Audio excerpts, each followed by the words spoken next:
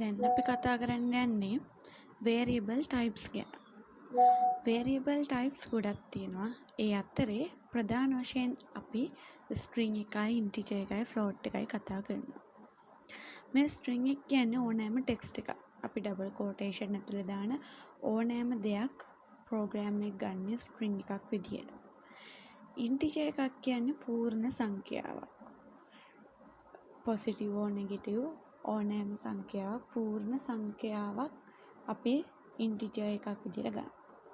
float එකක් කියන්නේ negative or positive දශමය සංඛ්‍යා. ඒ වගේම මම ඔයාලට කලින් කිව්වා variable අපි හදාගද්දි ඒවටත් තියෙනවා කියලා නීති වගේක්. ඒව තමයි මේ variable එක start වෙන්න බෑ number එකකින්. file name 7x ඒ වගේ variable එක number එකකින් start වෙන්න බෑ. ඒ වගේම variable name අතරේ space තියන්න බෑ. ඔයාලට space එකක් තියන්න ඕන නම් underscore එකක් use කරන්න ඕන. ඒ වගේම $mark, hash mark, star mark වගේ දේවල් symbols අපිට use කරන්න බෑ variable එක පටන් ගද්දි. ඒ වගේම අපි මේක use කරන keywords අපිට variable එකක් විදිහට use කරන්න බෑ. ඒ වගේම data structures කියලා දෙයක් තියෙනවා මේ Python වල. ඒ කියන්නේ අපිට data structure කරන්න පුළුවන් list එකක් විදිහට, tuple එකක් විදිහට, dictionary එකක් විදිහට. මේක ගොඩක් වෙලාවට exam paper 252 ICT paper එකේ තියෙනවා. මේවා සංසන්දනයක් කරන්න. නැත්නම් මේවා differences දක්වන්න. එතකොට අපි list එක ගැන කතා කරොත් list එකේ data enter කරන්නේ square bracket වල, tuple එකේ data enter කරන්නේ normal bracket වල, dictionary data enter කරන්නේ curly bracket වල. එතකොට ඒ තුන අපිට differences විදියට ගන්න පුළුවන්. ඒ වගේම මේ list එකට data තව තවත් add කරන්න පුළුවන් වගේම තියෙන data remove කරන්න පුළුවන්. අපි ඒක නිසා මේකට කියනවා මේක mutable කියලා. මේකේ change කරන්න පුළුවන් ඕන වෙලාවක ඇතුලේ තියෙන data.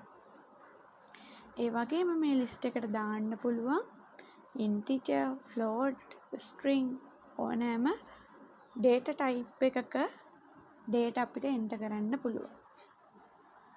ඒ වගේම අපි ගත්තොත් tuple එකක් ගත්තොත් අපිට tuple එක change කරන්න බෑ. ඒ කියන්නේ ඒක immutable. ඒ කියන්නේ ඒකට අපිට data අලුතෙන් data add කරන්නත් බෑ, තියෙන data remove කරන්නත් බෑ.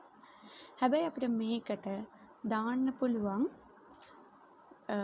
integer දාන්න පුළුවන්, float දාන්න පුළුවන්, string දාන්න පුළුවන්, තව tuple එකක් ඒක ඇතුළට දාන්න පුළුවන්. ඒ වගේ පුළුවන්. ඊට පස්සේ dictionary එක ගත්තොත් curly bracket යන්නේ. හැබැයි ඒකේ data තියෙන්නේ key එකකට value එකක් විදිහට.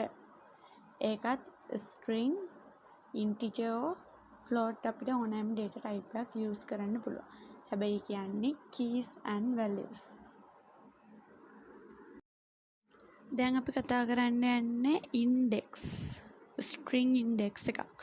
අපි computer එකට දෙනවා නම් string එකක් ඒ computer එකේ memory එක ඒ string එකේ එකිනෙක අකුරු index කරගන්නවා. දැන් අපි කිව්වොත් hello world කියලා. ඒ hello world කියන එක index කරගන්නවා start එකේ ඉඳන් end එකට යනකම් 0 to positive numbers. end එකේ ඉඳන් start එකට string එකක් index කරනවා -1 to -11 මේ දීලා තියෙන උදාහරණේ විදිහට. එයා එතකොට string එකේ space එකටත් වෙනම index එකක් අරන් තියෙනවා. ඒ වගේම අපිට list එකකුත් index කරන්න පුළුවන්. list එකෙත් ඒ විදිහමයි start එකේ ඉඳන් end එකට positive value, end එකේ ඉඳන් start එකට negative value. tuple එකෙත් ඒ විදිහමයි start එකේ ඉඳන් end එකට positive, end එකේ ඉඳන් start එකට negative values use කරනවා. දැන් මම ඔයාලට පෙන්නලා තියෙන්නේ කොහොමද අපි index එකකින් output එකක් ගන්න කියලා. අපිට x සමාන hello world කියලා දුන්නොත් අපිට normally hello world එක print කරගන්න ඕන නම් x සමානයි hello world print x දුන්නාම ඒක print වෙනවා.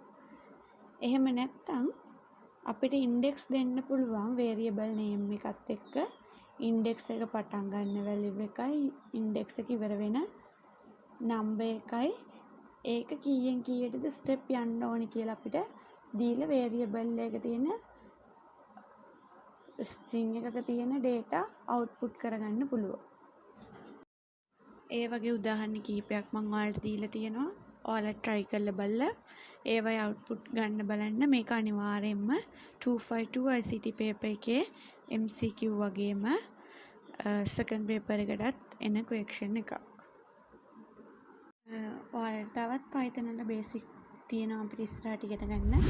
ඒ දේවලුත් මම වීඩියෝ එක අප්ලෝඩ් කරපුවාම ඔයාලට message එක එන්න. මේ වීඩියෝ එකටත් like එකක් දාලා subscribe කරලා bell icon එකත් click කරගෙන යන්න.